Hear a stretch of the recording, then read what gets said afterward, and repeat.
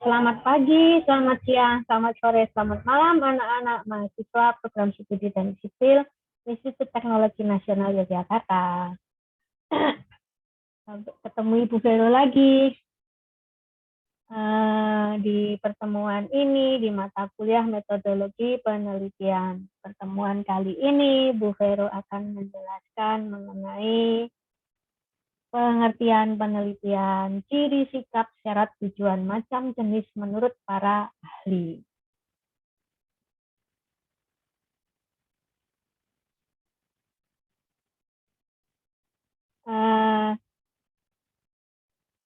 Mata kuliah ini diampu oleh dua dosen, tim teaching ya, yaitu Bu Veronica Diana Anis Anggora di STMT dan beliau Bu Herna Puji Astuti STMSC.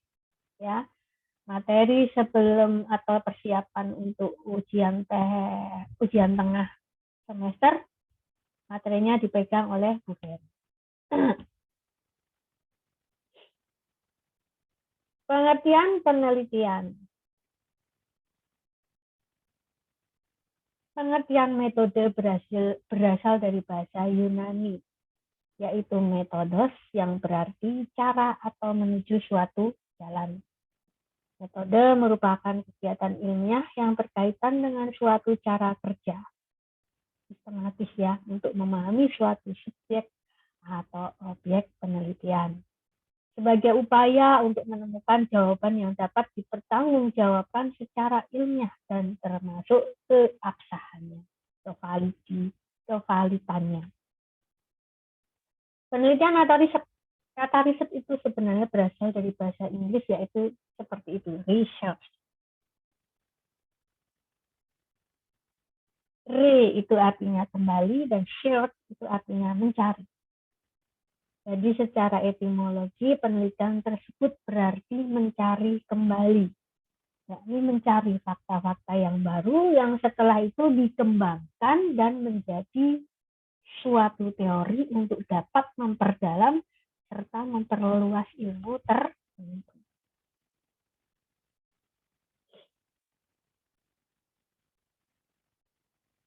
Ya.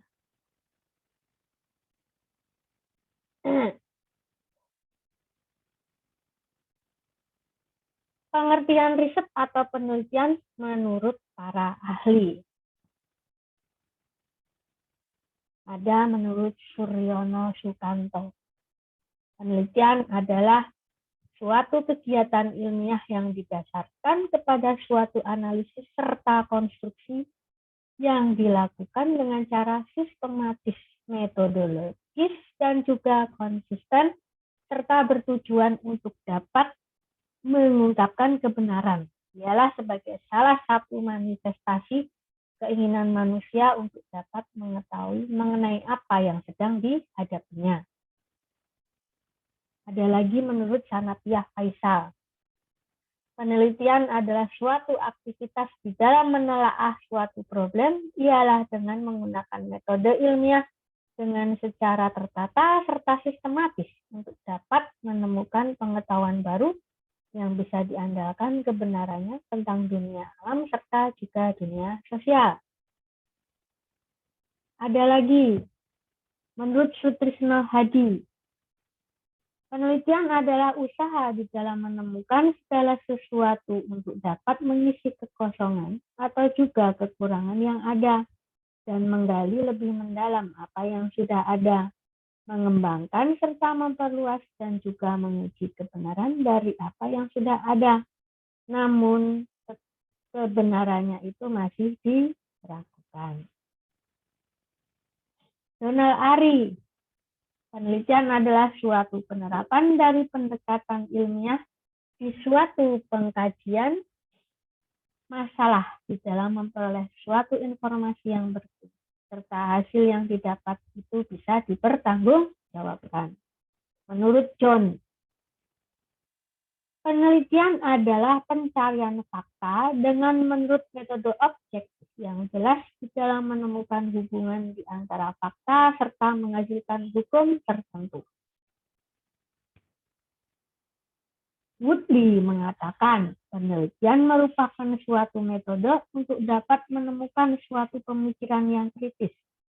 Penelitian tersebut meliputi pemberian definisi serta juga redefinisi terhadap suatu masalah dan membuat formulasi hipotesis atau juga mengadakan suatu uji coba yang harus sangat hati-hati atas semua kesimpulan yang diambil di dalam menentukan apakah kesimpulan itu sesuai dengan hipotesis.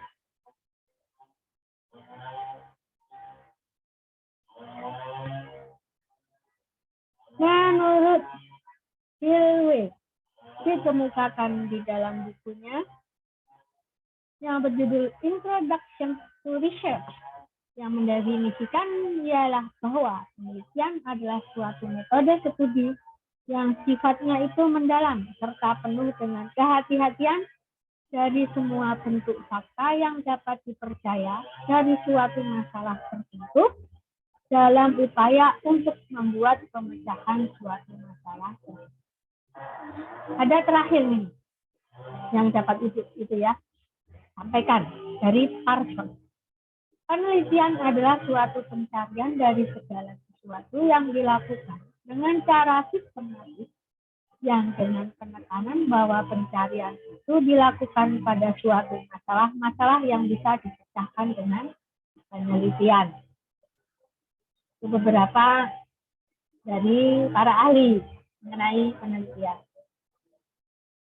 Nah, selanjutnya adalah ciri-ciri penelitian.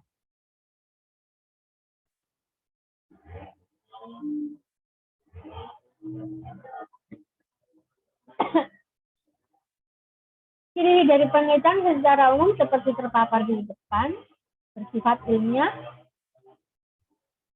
bersifat penelitian, ya, melakukan penelitian, memberikan kontribusi nanti hasilnya, terus nanti pasti menganalisis, ya, bersifat ilmiah, selalu mengikuti prosedur serta juga menggunakan bukti yang dapat meyakinkan di dalam bentuk fakta yang diperoleh dengan cara objektif.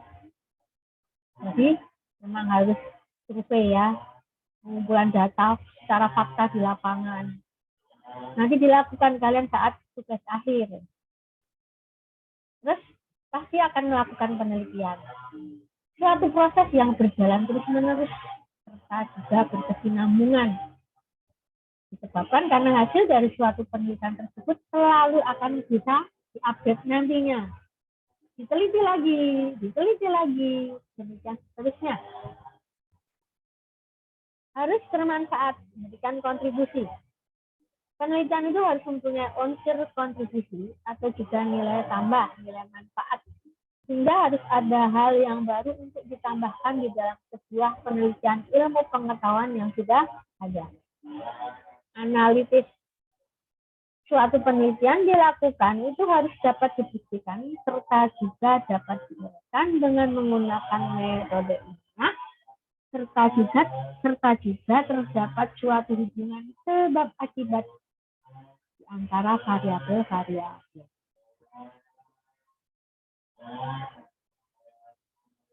Sikap seorang peneliti, sikap yang harus dimiliki seorang peneliti adalah seperti yang terpapar tersebut.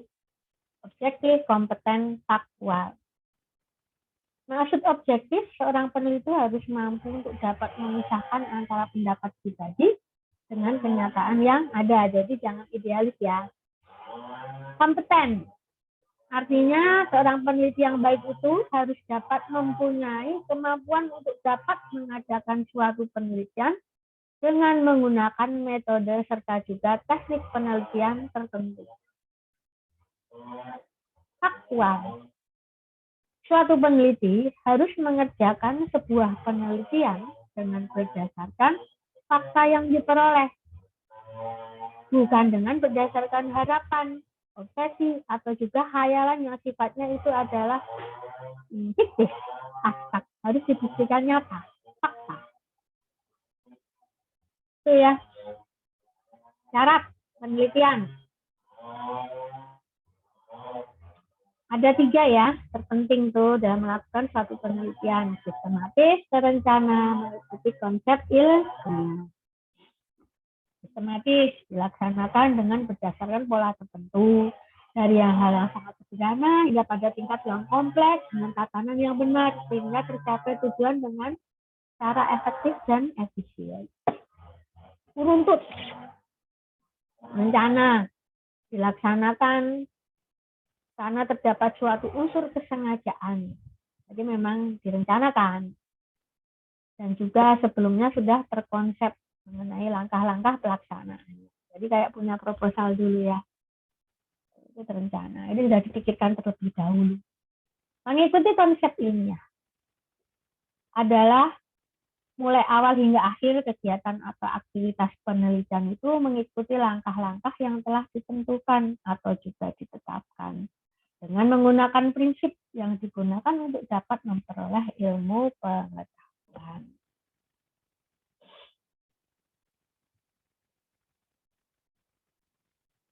Tujuan penelitian itu ya disebut ya di depan ya. Eksploratif, verifikatif, development, bangun pengembangan ya.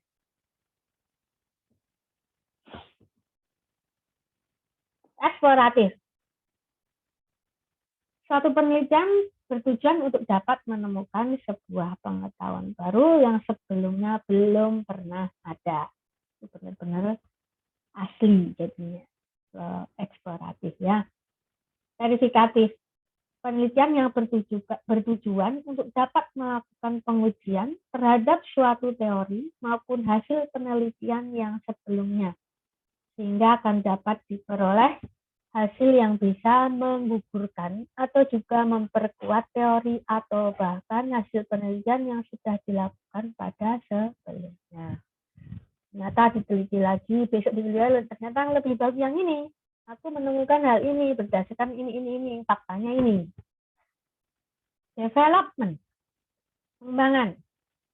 Suatu penelitian yang bertujuan untuk mengembangkan, menggali, serta juga memperluas lebih di dalam suatu masalah maupun teori keilmuan, ialah menjadi lebih dalam sebagai sarana dalam memecahkan bermacam-macam persoalan di masyarakat.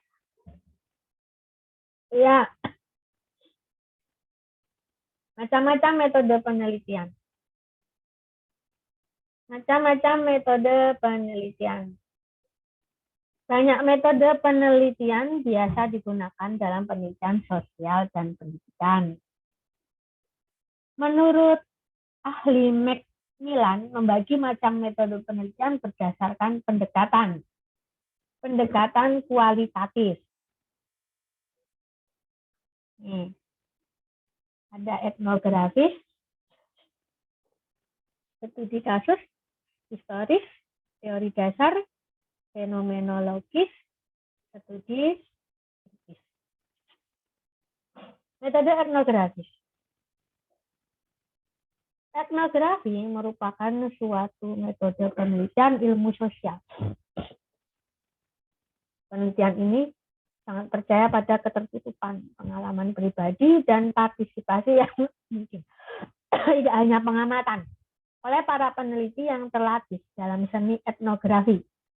Para etnografer ini sering bekerja dalam tim yang multidisiplin, di mana titik fokus penelitian dapat meliputi studi intensif budaya dan bahasa. Bidang atau domain tunggal ataupun gabungan metode historis, observasi, dan wawancara. Pada awalnya etnografi berakar pada bidang antropologi dan sosiologi. Namun para praktisi dewasa ini melaksanakan penelitian etnografi dalam segala bentuk.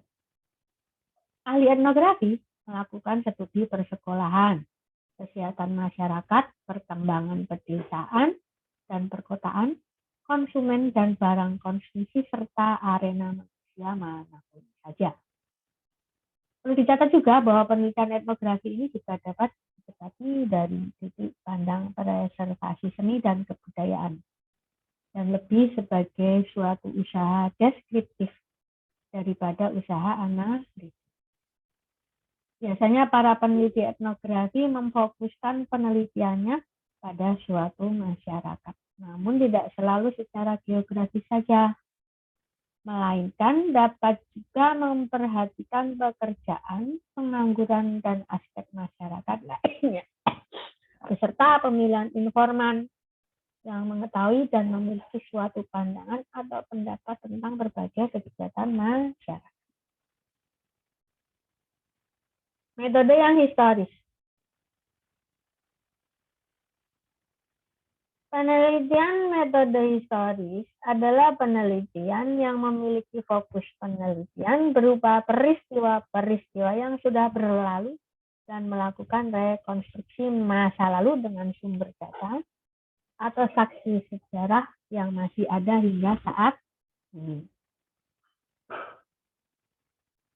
Sumber data tersebut bisa diperoleh dari berbagai catatan sejarah, artefak, laporan verbal, maupun saksi hidup yang dapat dipertanggungjawabkan kebenaran kesaksiannya.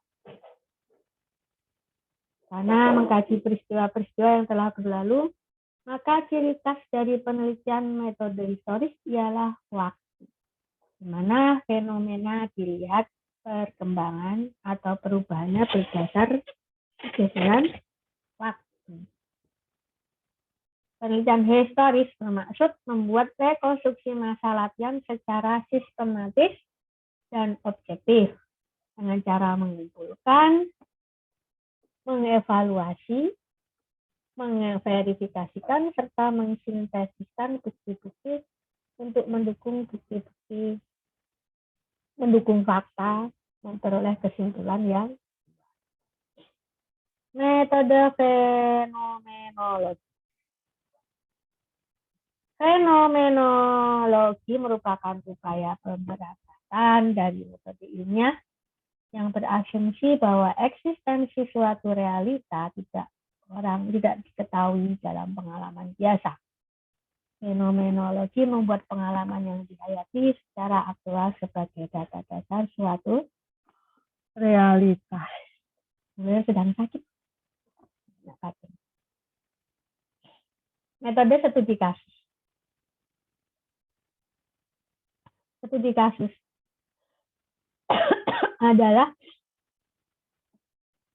salah satu metode penelitian dalam ilmu sosial juga.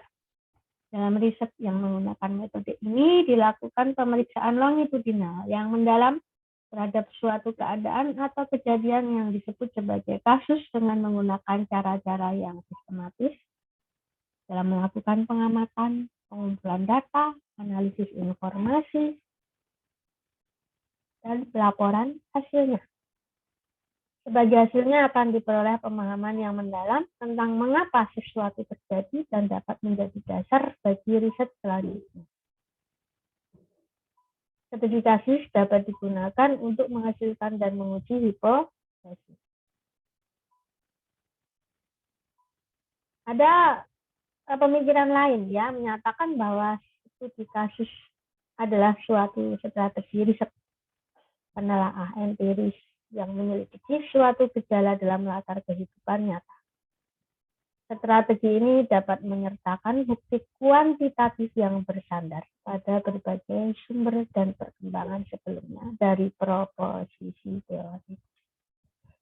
Studi kasus dapat menggunakan bukti baik yang bersifat kuantitatif maupun kualitatif. Penelitian dengan subjek tunggal memberikan kerangka kerja statistik untuk membuat inferensi dari data studi kasus kuantitatif.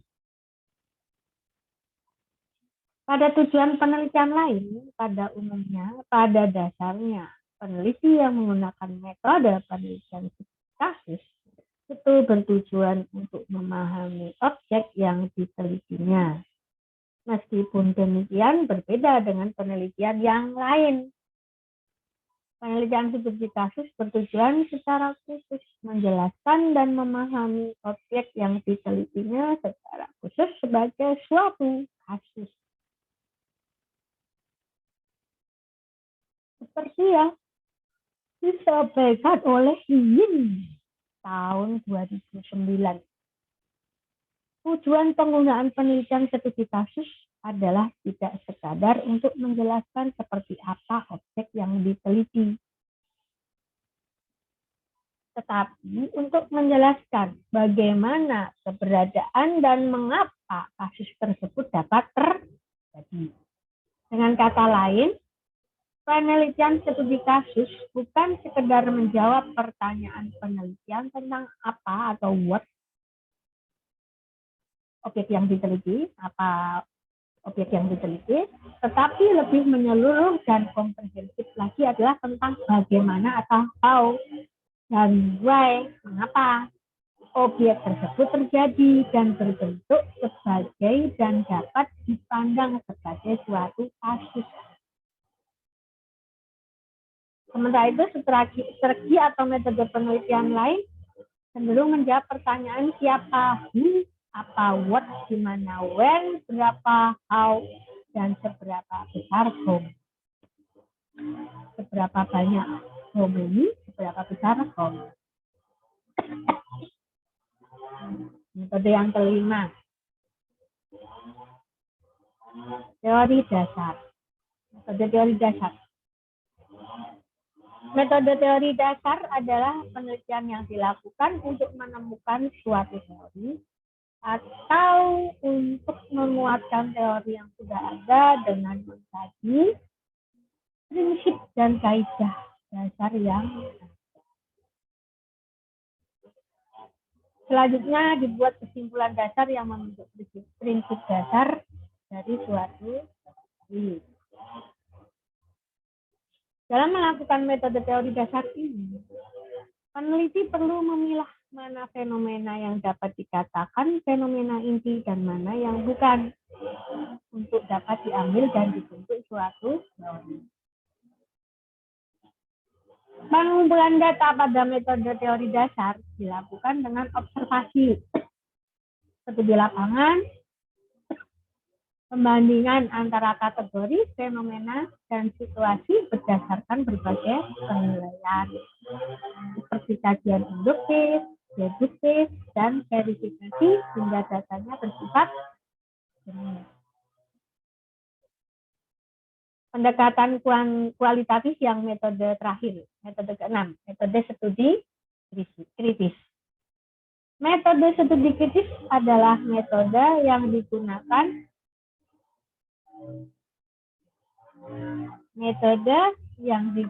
dalam penelitian yang berkembang dari teori kritis, feminis, ras, dan pasca modern yang bertolak dari asumsi bahwa pengetahuan bersifat subjektif. Dengan demikian, studi kritis dapat diartikan sebagai penyelidikan yang dilakukan untuk menemukan kelebihan dan kekurangan atas suatu peristiwa atau kejadian. Karya.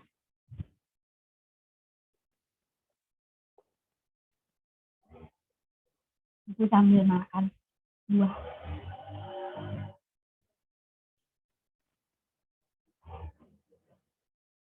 Iya.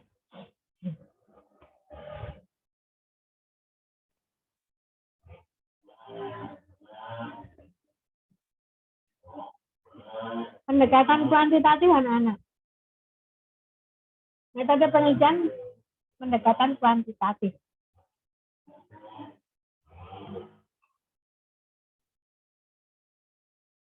Ada deskriptif, komparatif, korelasional, survei, ex post facto, tindakan. Maaf ya, Bu Firus sambil makan buah karena badan lagi nggak enak.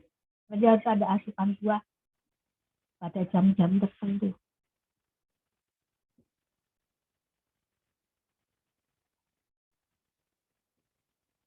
Makasih ya.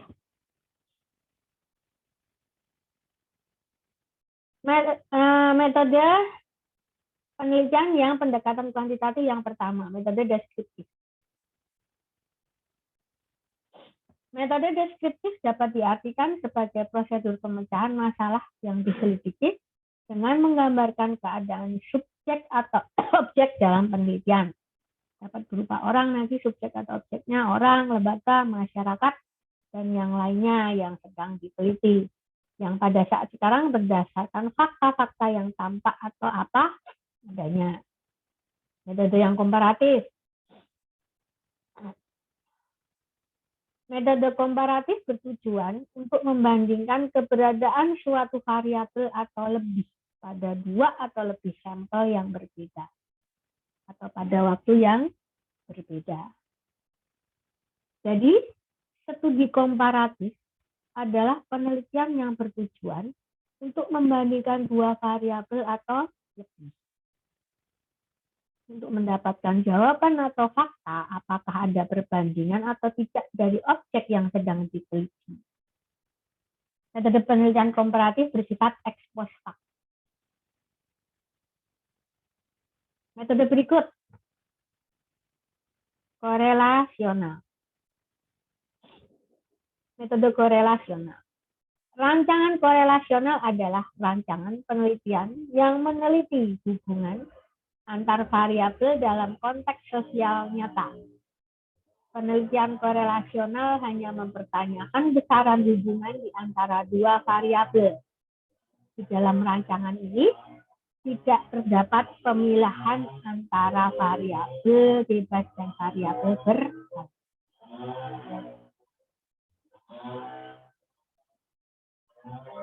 Metode yang keempat ya, metode survei.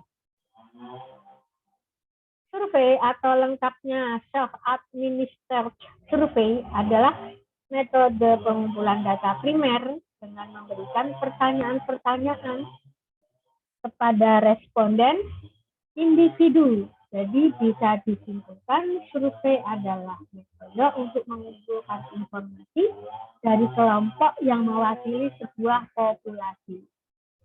Sejumlah besar sebagai sejumlah besar responden. Jadi kalian juga banyak ini lakukan di penelitian tugas akhir.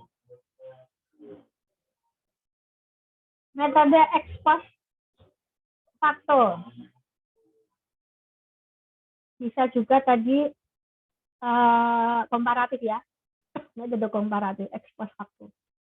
Penelitian ex post facto merupakan penelitian yang bertujuan menemukan penyebab yang memungkinkan perubahan perilaku, gejala atau fenomena yang disebabkan oleh suatu peristiwa, perilaku atau hal-hal yang menyebabkan perubahan pada variabel bebas yang secara keseluruhan sudah terjadi. Metode terakhir, metode tindakan. Metode penelitian tindakan adalah metode penelitian yang digunakan untuk menguji, mengembangkan, menemukan dan menciptakan tindakan baru, sehingga tindakan tersebut kalau diterapkan dalam pekerjaan, maka proses pelaksanaan kerja akan lebih mudah, lebih cepat, dan hasilnya lebih banyak dan berkualitas.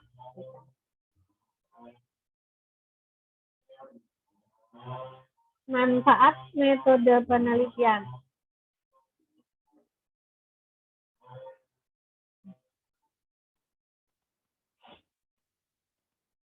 Sebentar ya.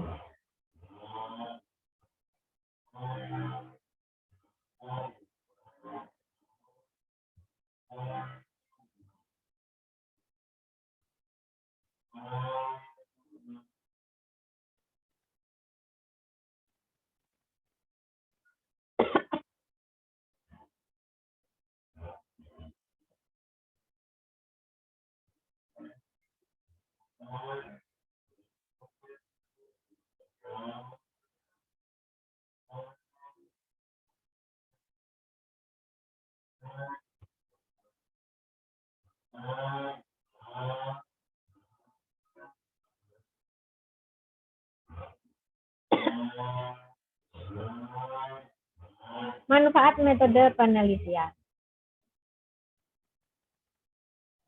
Ada banyak manfaat diperoleh dengan mengetahuinya metode penelitian, yaitu mengetahui arti pentingnya penelitian, menilai hasil-hasil penelitian, kemudian dapat melahirkan sikap dan pola pikir yang skeptis, analitik, kritis, dan kreatif.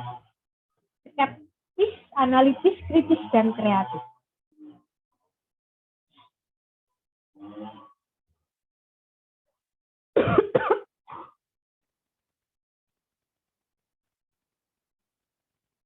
Desain penelitian.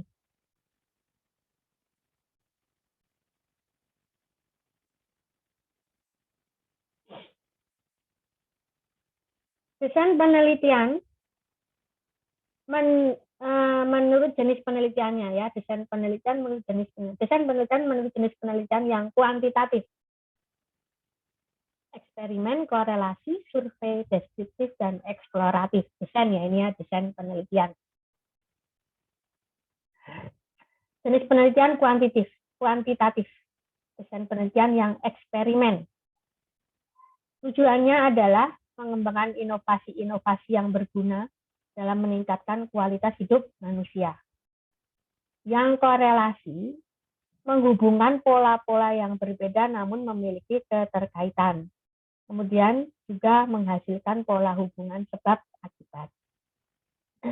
Yang survei memperoleh data yang tidak dimanipulasi oleh peneliti. Yang deskriptif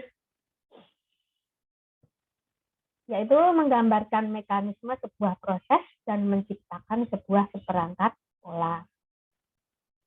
Yang eksploratif mengembangkan gagasan dasar mengenai topik yang baru dan memberikan dasar bagi penelitian lanjutan. Nah, sekarang yang desain penelitian yang kualitatif. Itu ada research, fenomenologi, etnografi, studi kasus. Hati-hati dengan yang tadi ya. Yang riset menemukan tujuan ya ini ya, tujuan desain penelitian ya. Menemukan, menginterpretasi, dan merevisi fakta-fakta. Desain yang etnografi, peneliti mencoba menjelaskan dan menginteraksi suatu kebudayaan, kelompok sosial atau sistem yang ada di masyarakat. Yang fenomenologi, untuk memahami sosial, budaya, politik, atau konteks sejarah di mana pengalaman itu terjadi. Studi kasus, meneliti suatu objek dalam suatu fenomena.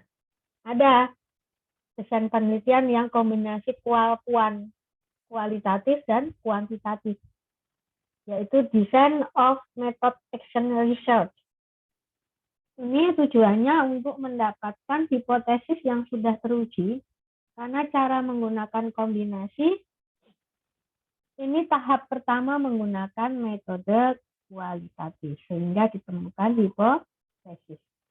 Selanjutnya hipotesis tersebut diuji dengan metode kuantitatif. Jenis-jenis penelitian. Jenis-jenis penelitian ada deskriptif, fundamental, terapan, konseptual, empiris, analitis, kuantitatif, kualitatif. Jenis-jenis penelitian. Yang deskriptif. Penelitian ini dilakukan untuk memberikan gambaran yang lebih detail mengenai suatu gejala atau fenomena.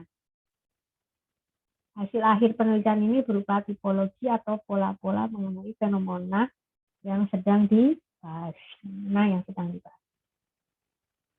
Yang fundamental atau murni ya. Penelitian ini manfaatnya dirasakan untuk waktu yang lama. Lamanya manfaat ini lebih karena penelitian ini biasanya dilakukan karena kebutuhan peneliti sendiri. Penelitian fundamental atau murni ini juga mencakup penelitian yang dilakukan dalam kerangka akademis. Kalian itu contohnya penelitian skripsi, tesis, dan disertasi dia di pendidikan ya. Nanti kalau kalian S1 kan skripsi, nanti masuk S2 terakhir kan melakukan tesis, S3 terakhir melakukan disertasi. Yang penerapan anak. Yang terapan. Penelitian yang memberikan manfaat kepada manusia dapat segera dirasakan. Penelitian terapan dilakukan untuk memecahkan masalah yang ada sehingga hasil penelitian harus segera dapat diaplikasikan.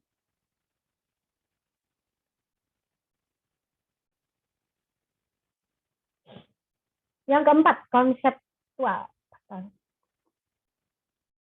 Adalah suatu kerangka pemikiran yang utuh dalam rangka mencari jawaban-jawaban ilmiah terhadap masalah-masalah penelitian yang menjelaskan tentang variabel-variabel, hubungan antara variabel-variabel secara teoritis yang berhubungan dengan penelitian. Yang kelima ya, empiris.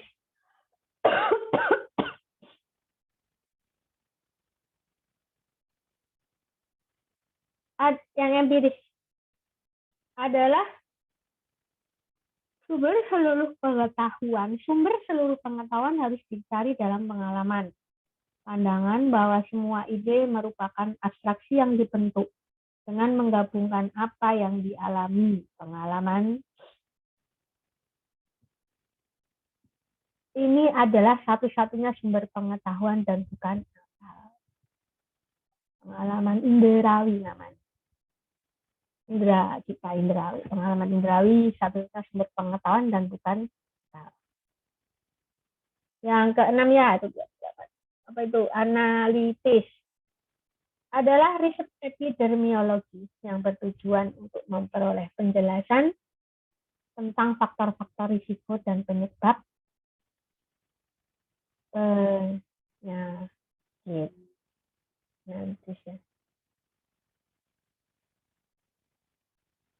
Kuantitatif adalah penelitian ilmiah yang sistematis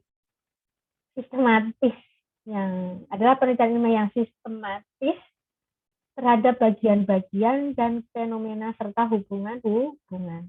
Yang terakhir nih, habis ini saudara istirahat ya. Kualitatif adalah penelitian yang berlandaskan pada filsafat post-positivisme, digunakan untuk meneliti pada kondisi alamnya, di mana peneliti adalah sebagai instrumen kunci. Teknik pengumpulan data dilakukan secara triangulasi, analisis data bersifat induktif, dan hasil penelitian kualitatif menekankan makna daripada generalisasi. Seperti itu pertemuan kali ini anak-anak. Terima kasih, matur nuwun, thank you, kamsahayo, arigato. Ya. Pertemuan berikut tentang apa ya? Ya, ini tadi kita mengenai apa tadi? Ya, pengertian, penelitian, ciri sifat, syarat, tujuan, macam, jenis menurut para penelitian selanjutnya.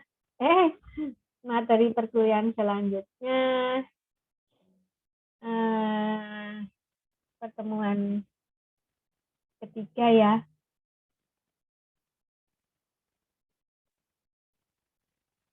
Itu nanti penulisan karya ilmiah ya. Ya, penulisan ilmiah ya, penulisan secara ilmiah ya. Penulisan cara ilmiah. Ya, yang begitu penulisan secara ilmiah lah, penulisan ilmiah. Itu bagaimana teknisnya. Itu gitu ya. Nah, Ibu rasa itu tutup sampai di sini dulu. Assalamualaikum warahmatullahi wabarakatuh. Berkah dalam shalom. Om Swastiastu, Namo Buddhaya, salam kebajikan, salam damai. Ayo. Ketemu minggu depan, pertemuan ketiga dengan penulisan karya ilmiah. Prokes, jangan lupa, Nana.